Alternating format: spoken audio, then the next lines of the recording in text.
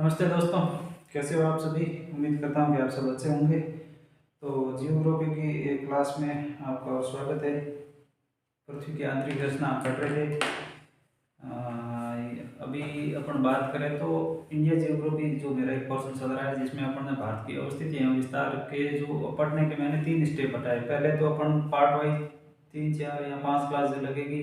उसके बाद एक उसकी मैराथन क्लास होगी। उसके बाद 5-10 मिनट का एक और वीडियो होगा और उसके बाद उसके क्वेश्चन पेपर होंगे। तो टोटल एक टॉपिक है जो 4 स्टेप से लगभग गुजरेगा। तो वो क्या होगा, अपन को कंठस्थ याद हो जाएगा। तो अपन ने जो पृथ्वी की आंतरिक संरचना में बात किया जाए तो अपन ने जो अप्रत्यक्ष है, प्रत्यक्ष है, जो प्राकृतिक सोर्स है, उनके बारे में अपन ने जो पढ़ लिया था, या जो उत्पत्ति से संबंधित जो सिद्धांत थे उनके बारे में पढ़ लिया था। अभी अपन इसमें 2 क्लास लगभग और लगेगी पृथ्वी की आंतरिक संरचना में। तो अपन इस क्लास को अब आगे कंटिन्यू करते हैं। ठीक है, तो पृथ्वी की आंतरिक संरचना, ठीक है, हमारी क्लास का है जो पृथ्वी की आंतरिक संरचना।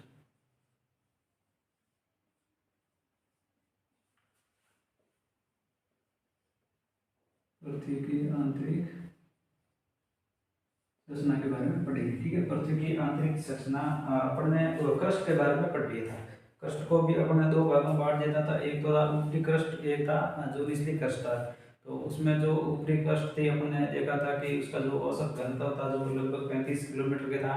उसकी जो पर्वतों में जो गहराई थी उसकी अलग थी, समुद्री क्षेत्र में उसकी अलग थी। उसके जो घनत्व में था वो क्या था, डिफरेंट था। चट्टानें थी जो डिफरेंट थी। जैसे आप देखोगे तो क्रस्ट में देखोगे तो जो क्या थी, वो ग्रेनाइट से निर्मित थी। अगर और उसके बाद नीचे वाले क्रस्ट की थी तो वह क्या थी, बेसाल्टिक चट्टानें थी। उसके बारे में देखा था।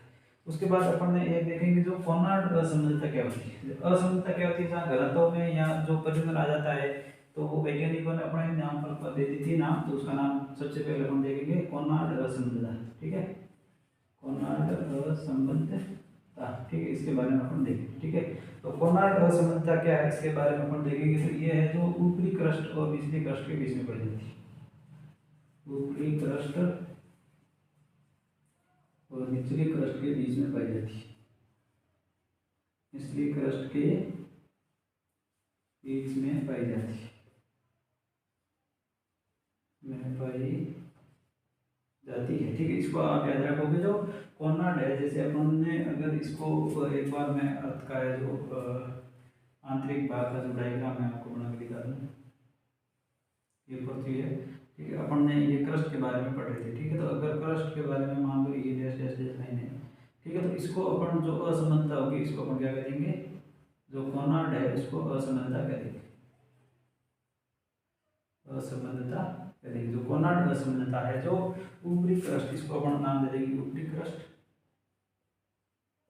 और इसको अपन दे देंगे निचली क्रस्ट। ठीक है, निचली क्रस्ट। तो ये क्या है, अलग अलग चट्टानों से निर्मित है। इनके घनत्व में भी क्या है, चेंजेस पाए जाते हैं। ठीक है, यहाँ तक उम्मीद करना ये बात आपको समझ में आ गई। ठीक है, उसके बाद अपन एक दूसरी असमानता और इसके बारे में देखेंगे जो है मोह असमानता। मोह असमानता है, ये कहाँ पर पाई जाती है। ठीक है, इसको मोह दो, ठीक है, मोह असमानता है। ये वैज्ञानिक है, इनके आधार पर उन्होंने जो खोज की थी उन्होंने अपने नाम पर दे दी थी। अगर इसको अपन देखेंगे तो ये हो जाएगी क्रस्ट व मेंटल के बीच। ठीक है, क्रस्ट व ऊपरी मेंटल कह सकते हो, ऊपरी मेंटल, या सिर्फ आप मेंटल भी लिख सकते हो, मेंटल के बीच पाई जाती है। ठीक है, पाई जाती है। इसको अपन ने क्या नाम दे दिया था, ये है जो ऊपरी मेंटल और क्रस्ट के बीच का जो असमानता है इसको अपन ने नाम दे दिया है असमानता, जो मोह असमानता है। इसकी अगर अपन गहराई देखेंगे तो ये गहराई क्या हो जाएगी, इसकी जो सबसे क्रस्ट की निचली गहराई वही होगी। तो इसकी लगभग 35 किलोमीटर के आसपास है। अगर आप पर्वतीय क्षेत्रों में जाओगे तो ये हो जाएगी, पर्वतीय क्षेत्रों में हो जाएगी 70 से 80 किलोमीटर हो जाएगी, क्योंकि पर्वतों की जड़ जड़ें अत्यधिक गहराई होती है। अगर उसके बाद भी आप इसको समुद्र में देखोगे तो ये 7 से 8 किलोमीटर या 5 से 8 किलोमीटर तक की इसकी गहराई होती है। तो अगर अपन ये है परत निचली परत है, इसमें अगर ये असमंजसता होगी तो इसको अपन क्या देखेंगे, मोह असमंजसता, मोह असमंजसता। और इसके जो नीचे वाला पार्ट हो जाएगा इसको अपन ने क्या नाम दे दिया है, मेंटल नाम दे दिया है। इसके बारे में आज अपन अध्ययन करें। ठीक है, मेंटल के भी 2 भाग हो जाएंगे, एक तो हो जाएगा ऊपरी मेंटल और एक हो जाएगा निचला मेंटल। ठीक है, यदि आप क्लास को 720 या 1080 क्वालिटी के साथ देखोगे तो ये आपको जो मैं बोर्ड पर लिख रहा हूँ वो आसानी से दिख जाएगा। ठीक है, तो अपन आज है जो मेंटल के बारे में देखेंगे। अगर अपन ने कोनार्ड के बारे में देखा था, उसकी जो गहराई थी, अगर आप धरातल से देखोगे तो 35 किलोमीटर के आसपास थी। अगर 35 से आगे आप 2900 किलोमीटर तक जाओगे तो आपको क्या मिलेगी, जो मेंटल का भाग है जो मिलेगा। ठीक है, आप अगर इसमें अपन लिख देते हैं मेंटल के बारे में। ठीक है, मेंटल है, इसमें ये बात वाकई इसका जैसा नाम है वैसा ही इसके बारे में पढ़ने को मिले, क्योंकि कई भी चीज़ें अभी इसमें जो है हमने जान नहीं पाए कि ये कहाँ पर दलित अवस्था में है, क्या ठोस है। ठीक है, और तो जितना भी अध्ययन है उसके बारे में अपन देखेंगे। ठीक है, तो इसकी जो गहराई होगी वो कहाँ तक होगी, इसकी अगर आप गहराई देखोगे, गहराई हो जाएगी 35 किलोमीटर से लेकर के 2900 किलोमीटर की इसकी क्या हो जाएगी, गहराई हो जाएगी। कहाँ तक इसकी गहराई हो जाएगी, मेंटल की गहराई है जो 35 किलोमीटर से लेकर के 2900 किलोमीटर की गहराई होती है। ठीक है, अगर इसकी आप मोटाई देखोगे तो इसकी कई बार मोटाई के बारे में भी क्वेश्चन आ जाए, तो इसकी मोटाई है जो क्या हो जाएगी, मोटाई हो जाएगी, मोटाई हो जाएगी जो गहराई में अंतर हो जाएगा। अगर इसमें आप निकालोगे तो ये 2865 किलोमीटर आ जाएगा। क्या आ जाएगा, 2865 किलोमीटर में इसमें क्या आ जाएगा, अंतर आ जाएगा। ये किसकी है, ये मेंटल की है। अगर इसका अपन कुल द्रव्यमान की बात करेंगे तो अगर अपन ने जो क्रस्ट के बारे में देखा तो 0.5% ही द्रव्यमान है और 0.5% उसका आयतन है। तो इसके बारे में अपन देखेंगे तो ये इसका आयतन है, ये है जो संपूर्ण पृथ्वी का आयतन कितना है। अगर आयतन के देखेंगे तो ये हो जाएगी 83% हो जाएगी, और द्रव्यमान इसका हो जाएगा, इसका द्रव्यमान कितना हो जाएगा, इसका द्रव्यमान हो जाएगा 67% द्रव्यमान का योगदान देती है। आयतन में देती है 83%, और उसके बाद ये द्रव्यमान में है जो 67% या 67% क्या है अपना योगदान देती है। कौन, मेंटल। ठीक है, मेंटल के भी ऊपरी मेंटल और निचला मेंटल दो भाग है। ठीक है, और ये जो है ड्यूनाइट और पेरिडोटाइट चट्टानों से मिलकर बनी होती है। ठीक है, ये है ड्यूनाइट और पेरिडोटाइट, ड्यूनाइट एंड पेरिडोटाइट, पेरिडोटाइट चट्टान से निर्मित है।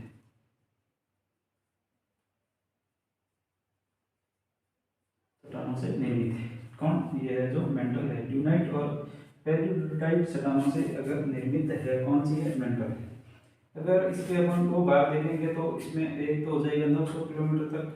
ठीक है, लगभग 900 या 950, और उसके बाद है जो 2900 किलोमीटर तक इसका दूसरा भाग हो जाएगा। तो ऊपरी मेंटल और निचली मेंटल इसके क्या है, दो भाग है। इसके बारे में अपन अध्ययन करेंगे। ठीक है, इसमें कुछ भाग है जो क्या है, जेली जैसा है अर्ध अवस्था में। इसका है जो कुछ भाग है जो, कुछ भाग अर्ध द्रवित अवस्था में है। ठीक है, क्या है, अर्ध द्रवित अवस्था में है। ठीक है, अपन ने जब पृथ्वी के जो प्राकृतिक यहाँ जो प्रत्यक्ष चीजें पढ़ी थी कि जो क्या है सोर्स पढ़ने में, आंतरिक रचना में, इसमें अपन ने एक जो ज्वालामुखी के बारे में पढ़ा था। तो ज्वालामुखी में क्या है, जो पृथ्वी में एक ऐसा भाग है जहाँ पर क्या है कोई द्रवित अवस्था में है, वहाँ से क्या होता है जो मैग्मा है और जो पृथ्वी पे ऊपरी दबाव हट जाता है तो दरार आ जाती है, दरार के माध्यम से वो पदार्थ बाहर आ जाता है। तो वो कौन सा, द्रवित अवस्था में। अगर पृथ्वी के कहीं कहीं ऐसा भाग है जो कहाँ पर है, तो वो लगभग अपन ने मेंटल में है जो पृथ्वी का द्रवित भाग। ठीक है, इसको अपन क्या कहते हैं, जैसे पृथ्वी के नीचे के भाग में यहाँ पर क्या होती है, जैसे द्रवित अवस्था में तो सेवनीय धाराएं चलती है। क्या है, सेवनीय धाराएं ऊपर की ओर चलती है, और यहाँ पर क्या करती है वापस, अगर यहाँ दरार होती है तो ऊपर आ जाती है, नहीं तो ये वापस क्या है नीचे की ओर मुड़ जाती है। तो इसको अपन सेवनीय पथ भी कह सकते हैं। इसका दूसरा नाम क्या है, सेवनीय धाराओं की वजह से, इसमें सेवनीय धाराओं की वजह से इसे सेवनीय परत कहते हैं। सेवनीय परत, उम्मीद करता हूँ ये बात यहाँ आपको समझ में आ गई। तो ये क्या है, मेंटल है। इसकी गहराई 35 से 2900 किलोमीटर तक है, और इसकी है जो मोटाई है 2865 किलोमीटर हो जाएगी। जो आयतन है जो 83% है। इसका जो द्रव्यमान है 67 है, और उसके बाद ये ड्यूनाइट और पेरिडोटाइट चट्टानों से क्या है निर्मित है। इसमें पाई जाती है, ये अर्ध द्रवित अवस्था में है। ठीक है, इसको भी क्या है वैज्ञानिकों ने अलग अलग भागों में बांटा है। ठीक है, क्या बांटा है? वैज्ञानिकों ने इसको भी ऊपरी मेंटल और निचली मेंटल के बारे में जो अध्ययन करेंगे। तो इसको अपन सबसे पहले अपन देखते हैं ऊपरी मेंटल के बारे में। ठीक है, एक बार मैं इसको इरेज कर देता हूँ।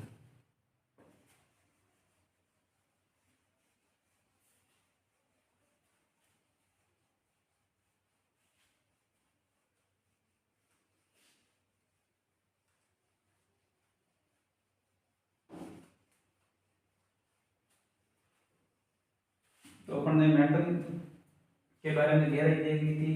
35 से कहाँ तक है? 2900 किलोमीटर तक है। और इसकी जो मोटाई है, अगर आप 2865 किलोमीटर याद रख सकते हो। ठीक है, उसके बाद ये ल्यूनाइट और पेरिडोटाइट जो चट्टानों से क्या है, निर्मित है। ठीक है, इसके बाद इसको अपन सैन्य पर्वत भी कहते हैं। ये आयतन है जो इसका क्या है, 83% है। और द्रव्यमान में क्या है, 67% अपना योगदान देती है। ठीक है, यहाँ तक अपन अब तक अध्ययन कर लिया। इसके बाद अपन देखेंगे जो मेंटल के क्या है, वैज्ञानिकों ने इसके भूकंप के आधार पर भी इसको क्या है, अलग अलग भागों में बांटा है। ठीक है, तो अपन देखेंगे मेंटल के जो इसमें एक हो जाएगा ऊपरी मेंटल, ऊपरी मेंटल। ठीक है, और उसके बाद इसका दूसरा जो नीचे वाला भाग हो जाएगा उसको कहेंगे ऊपरी मेंटल। क्या हो जाएगा? ऊपरी मेंटल, इसको नाम दे देंगे। अगर इसको अपन इसकी गहराई मानेंगे तो ये हो जाएगा 35 से 950 किलोमीटर की गहराई हो जाएगी। क्या हो जाएगी? 35 से 950 किलोमीटर की इसकी क्या हो जाएगी, गहराई हो जाएगी। यहाँ तक उम्मीद करता हूँ ये बात आपको समझ में आ गई होगी। अगर इसकी अपन गहराई देखेंगे तो ये 950 से 2900 किलोमीटर की गहराई होगी। तो इसकी आप जो मोटाई है जो अलग अलग तरीके से आप निकाल सकते हैं। ठीक है, अगर इसके भी क्या है, वैज्ञानिकों ने फिर इसको भी क्या है, अलग अलग भागों में बांट दिया। ठीक है, अगर इसको भी क्या किया, आगे स्थल भाग में बांट दिया। ठीक है, इसको अपन कहते हैं स्थल भाग। ठीक है, और इसको अपन कहेंगे दुर्बल मंडल। ठीक है, दुर्बल मंडल। ठीक है, और इसको है जो शेष भाग,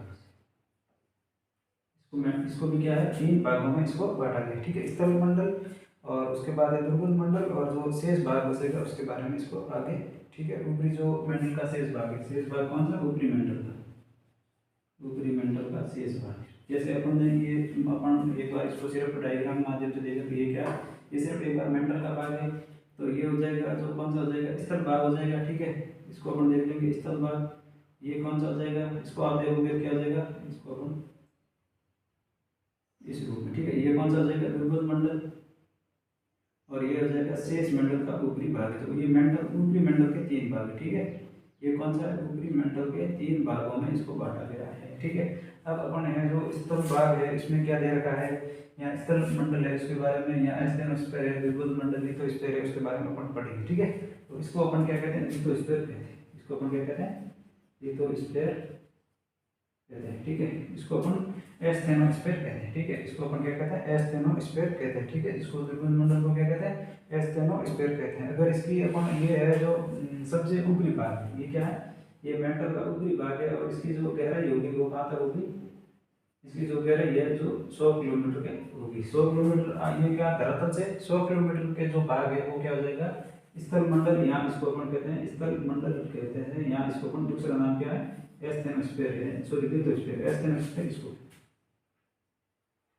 एस्थेनोस्फेयर है जो बिल्कुल मंडल को कहा जाता है। ठीक है, इसकी गहराई कहाँ तक है, 100 किलोमीटर तक है। ठीक है, अगर इसमें 100 किलोमीटर में आप देखोगे तो क्रस्ट के 35 किलोमीटर वो भी इसमें भाग में शामिल है। और 65 किलोमीटर जो ऊपरी मंडल है, जो ऊपरी मेंटल का भी हिस्सा शामिल है। कितना, 65 किलोमीटर। अगर आप इसको टोटल ऐड करोगे तो क्या हो जाएगा, 100 किलोमीटर इसकी है जो गहराई हो जाएगी। अगर इसकी अपन गहराई देखेंगे तो ये हो जाएगी 100 से लगभग 400 या 450 किलोमीटर। और उसके बाद है जो इसकी गहराई हो जाएगी, क्या हो जाएगी, 400 से शेष जो मंडल है इसकी जो 400 से 950 किलोमीटर की गहराई हो जाएगी। तो ये अपने ऊपरी मेंटल के बारे में पढ़ा। ठीक है, ये इसको निचली मेंटल है। ठीक है,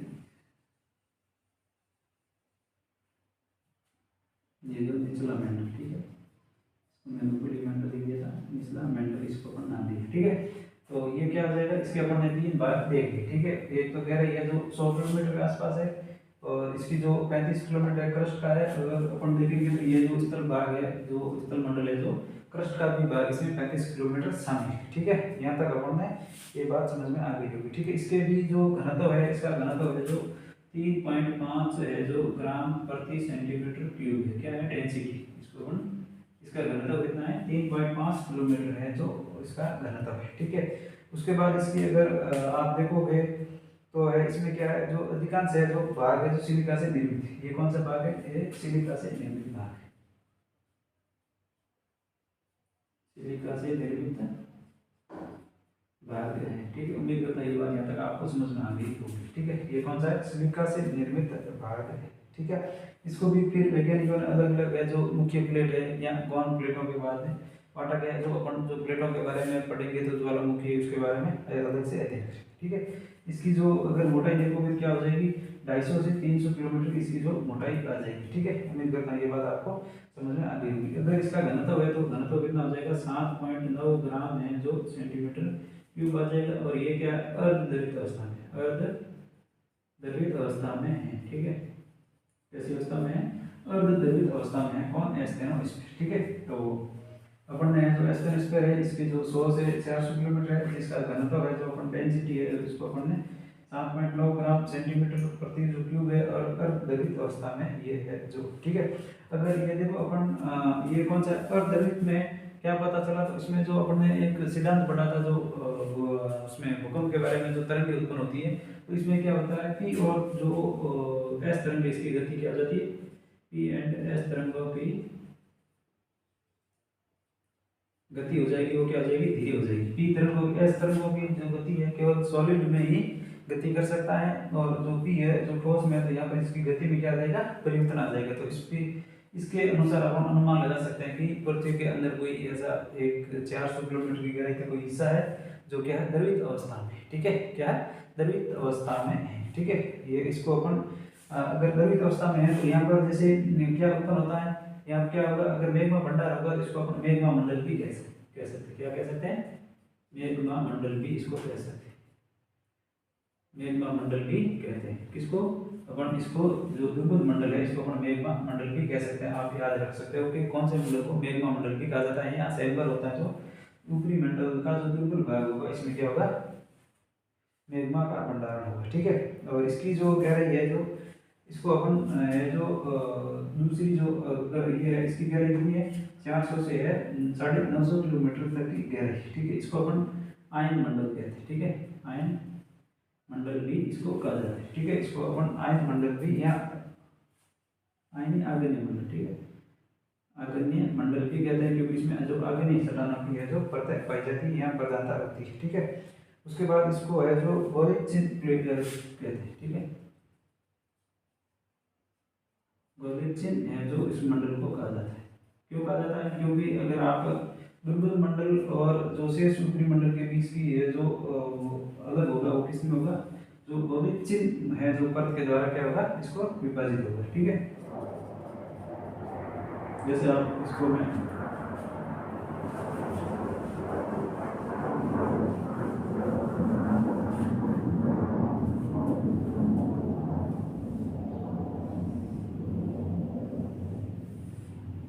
ये पूरा हिस्सा है किसका है? ऊपरी मंडल का। ये कौन सा हिस्सा है?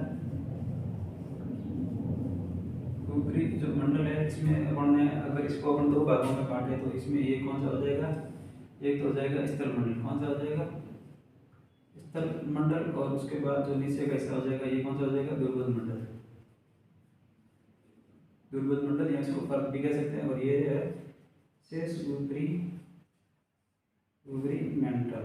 ठीक है, तो दुर्बल मंडल और जो शेष ऊपरी मंडल के बीच की जो परत होगी या जो असमानता होगी इसको अपन कहते हैं गोलितसिन।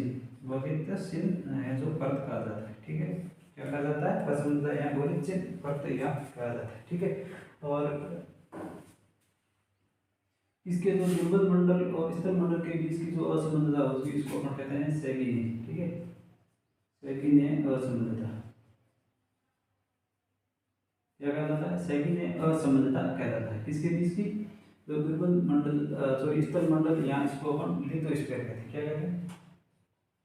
लिथोस्फीयर भी कहते हैं। ठीक है, और ये हो जाएगा एस्थेनोस्फीयर। एस्थेनोस्फीयर स्क्वायर हो जाएगा। यहाँ तक उम्मीद करता ये बात आपको समझ में आ गई होगी, ठीक है। तो ये अपन ने यहाँ तक है जो मेंटल ऊपरी मेंटल इसकी गहराई के बारे में देख लिया, घनत्व के बारे में देख लिया, कौन सी परतें हैं इसके बारे में अपन ने ये चीजें देख ली, ठीक है। उसके बाद एक है जो रैपिड अशांत, जैसे अपन ने ये अपन इसको आगे और आंतरिक संरचना बढ़ाएंगे तो ये क्या हो जाएगा, ये अपन ने ऊपरी मेंटल हो गया, यहाँ पर कौन सी आ जाएगी, निचली मेंटल आ जाएगा। कौन सा आ जाएगा, निचली मेंटल आ जाएगा। तो इसमें जो असांतत्य होता है उसको अपन रैपिड असांतत्य कहते हैं। असांतत्य या असंबंधता भी कह सकते हैं, असंबंधता भी कह सकते हैं, ठीक है। अपन ने एक तो जो कोनार्ड असंबंधता है जो ऊपरी क्रस्ट और निचली क्रस्ट के बारे में पढ़ा था। उसके बाद अपन ने मोह असंबंधता जो क्रस्ट और जो ऊपरी मेंटल या मेंटल के बीच में थी उसके बारे में अपन ने पढ़ा था। और उसके बाद अपन ने जो सैगिने असंबंधता, ठीक है, सैगिने असंबंधता है जो स्थल या लिथोस्फीयर से दुर्गंध मंडल या एस्थेनोस्फीयर के बीच में पाई जाती है, इसके बारे में अपन ने पढ़ा था, ठीक है। उसके बाद अपन ने एक है जो दुर्बल मंडल और शेष ऊपरी मंडल के बीच में जो गोलिक चिन्ह प्रदेश के बारे में पढ़ा था। और ये जो ऊपरी मंडल ये हो गया, और निचली मंडल में के जो हिस्सा है इसके बारे में जो पढ़ा था, इसके जो असंतत्य थी उसको अपन कहते हैं रैपिड असंतत्य कहते हैं। ये ट्यूशन अमूमन इसमें जो ट्यूशन पढ़ेगा तो असंबंधताओं के बारे में अमूमन अधिकतर पूछा जाता है, ठीक है।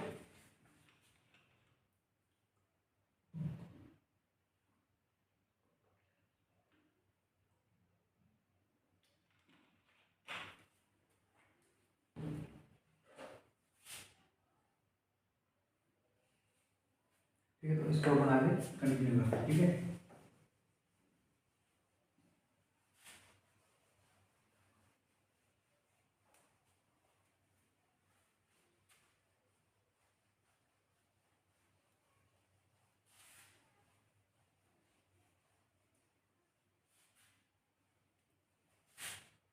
अपन पढ़ रहे थे अब इसका दूसरा मेंटल का जो अपने अभी तक जो मेंटल का पढ़ा है, एक बार मैं आपको बता दूं तो ऊपरी मेंटल पढ़ा था, उसके तीन भाग थे। एक तो स्थल मंडल था जिसको अपन लिथोस्फीयर कहते हैं, जो 100 किलोमीटर तक का जो गहराई थी। उसके बाद अपन ने दूसरा है जो दुर्बल मंडल है, यहाँ एस्थेनोस्फीयर के बारे में पढ़ा था, वो 400 किलोमीटर है। और उसके बाद है जो निचला मंडल पढ़ा था, उसके बाद है जो 950 से आप 2900 किलोमीटर की गहराई तक जाओगे तो ये क्या आ जाएगा, इसको अपन निचला मेंटल कहते हैं, ठीक है। इसके जो ऊपरी जो परत होती है उसको अपन रैपिड असंबंधता कहते हैं। रैपिड असंबंधता है जो कहते हैं कि वो कौन सी थी, वो रैपिड असंबंधता है जो ऊपरी मेंटल के बीच की जो असंबंधता है इसको अपन रैपिड असंबंधता कहते हैं। ये इस पर अधिक जोर देना क्योंकि ये एग्जाम में क्वेश्चन यहाँ से बनता है, ठीक है, अमूमन, ठीक है।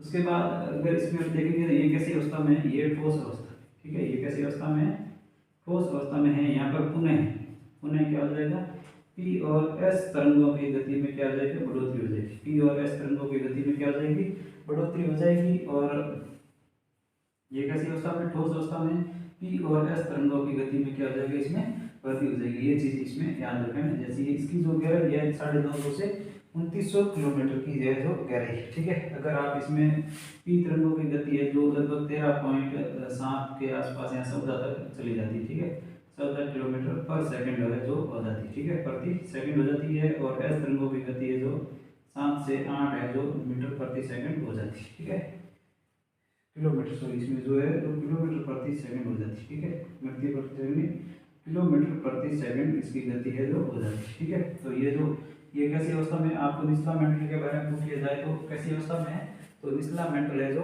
ठोस अवस्था में है। क्यों, क्या रीजन है, क्योंकि यहाँ है जो भूकंपीय जो तरंगें हैं उसकी गति में क्या आ जाती है, पुनः जो वृद्धि हो जाती है, ठीक है। कैसी अवस्था में, ठोस अवस्था में, ठीक है।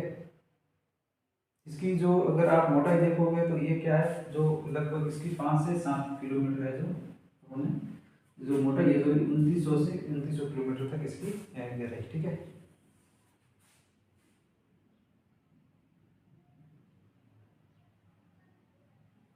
उसके बाद अपन आगे चलते हैं तो अपन देखते हैं कि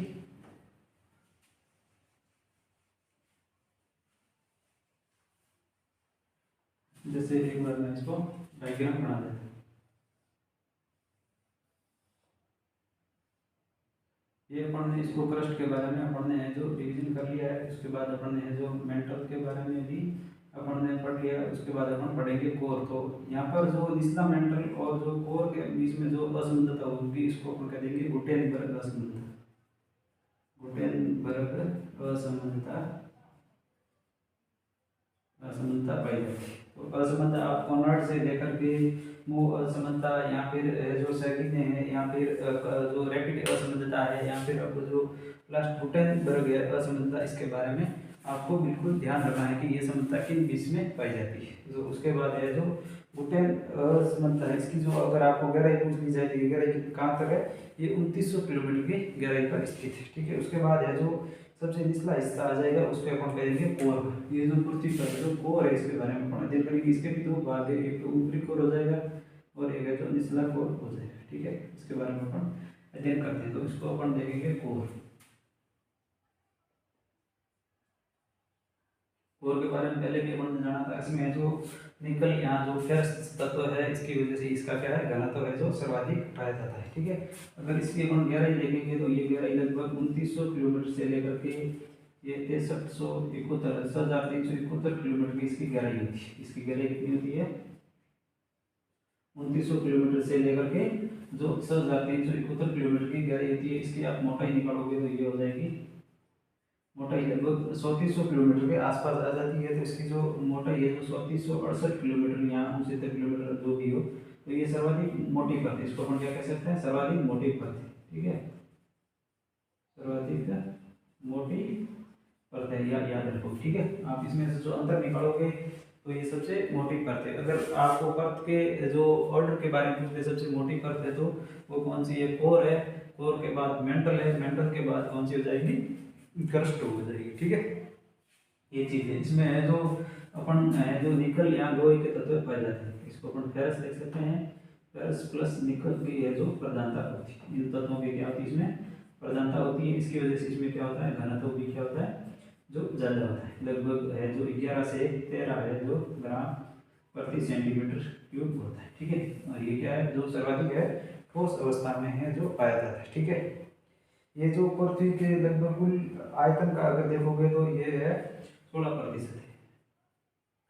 आयतन का कितना प्रतिशत है, 16% है। और ये द्रव्यमान का लगभग 67% हिस्सा रखता है। ठीक है, द्रव्यमान का लगभग है जो 34%, सॉरी, द्रव्यमान का है जो 34% है जो हिस्सा रखता है। इसकी जो मोटाई है याद रखोगे, सबसे सर्वाधिक मोटी परत है। निकल और फेरस यहाँ लोहा है, लोहा प्लस निकल की प्रधानता है। ठीक है, निकल की प्रधानता है, इसका घनत्व यहाँ, इसका जो आयतन है जो 16% है और द्रव्यमान में है ये जो 37% अपना योगदान देती है। इसका अगर आप टेम्परेचर देखोगे तो इसका जो तापमान है, तापमान लगभग 5000 डिग्री सेल्सियस से लेकर के लगभग 6000 डिग्री सेल्सियस के मध्य पाया जाता है। ठीक है, 6000 डिग्री सेल्सियस के बीच में पाया जाता है। ठीक है, इसको भी क्या है, वैज्ञानिकों ने अलग अलग भाग में बांटा। ठीक है, तो उसके बारे में अपन अध्ययन करें।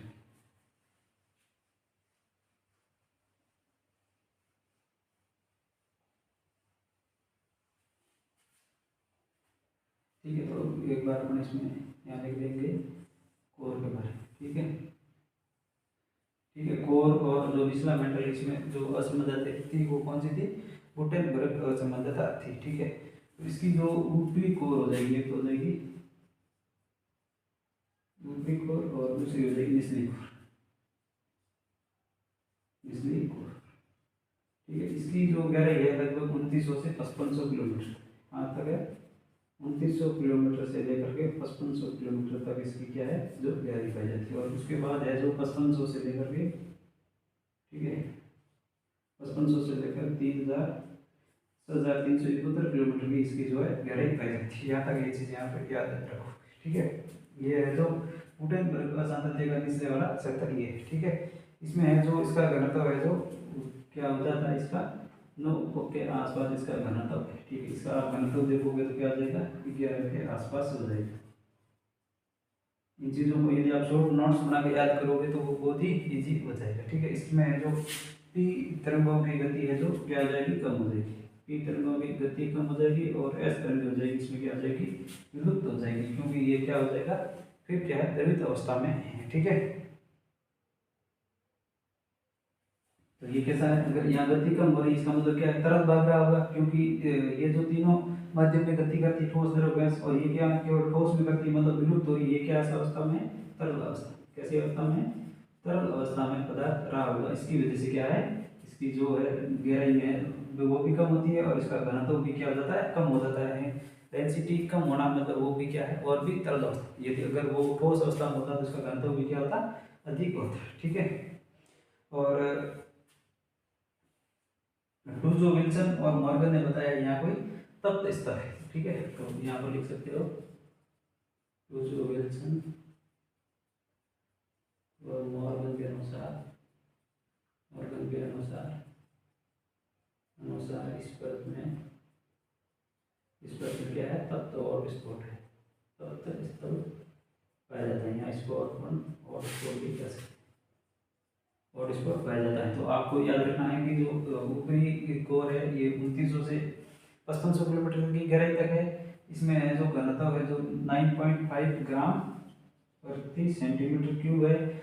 इसमें पीत तरंगों की गति कम हो जाती है, एस तरंगों की गति बढ़ जाती है। तरल अवस्था में डूजो, विल्सन और मॉर्गन ने माना है कि इस परत में क्या है, तप्त स्थल है, ऐसा कोई गर्म स्थान है जो पदार्थ को क्या करता है, द्रवित करता है। ठीक है, और यहाँ पर ये क्या, ज्वालामुखी सतह है। ठीक है, उसके बाद है जो आंतरिक कोर है जो 2900 किलोमीटर, सॉरी 5500 किलोमीटर के बाद का हिस्सा है, जो इसमें हो जाएगा, ये बाद का हिस्सा क्या हो जाएगा, निचला हो जाएगा। इसमें जो घनत्व है लगभग 11 जो ग्राम जो प्रति सेंटीमीटर क्यूब हो जाएगा। ठीक है, ये है जो 99% भाग, इसमें क्या है, लगभग निपे, निपे मतलब निकल और फेरस, इसमें क्या है, निकल प्लस फेरस, यहाँ लोहे की मात्रा है जो 99% भाग, इसमें क्या है, लोहा विद्यमान है। इसीलिए ये सर्वाधिक अपन ठोस भी कह सकते हैं, और इसमें सर्वाधिक है जो घनत्व भी पाया जाता है। इसका जो टेम्परेचर है इसको अपन 6000 डिग्री सेल्सियस मान सकते हैं। इसका टेम्परेचर कितना है, तापमान भी इसका 6000 डिग्री के आसपास है। ठीक है,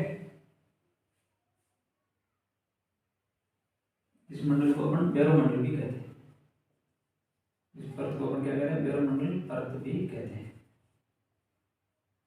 ठीक है, उम्मीद करता हूँ ये बात यहाँ तक आपको समझ में आ गई होगी। और इसके जो बीच की जो असमानता होगी उसको अपन लहरमान असमानता कहते हैं। ठीक है,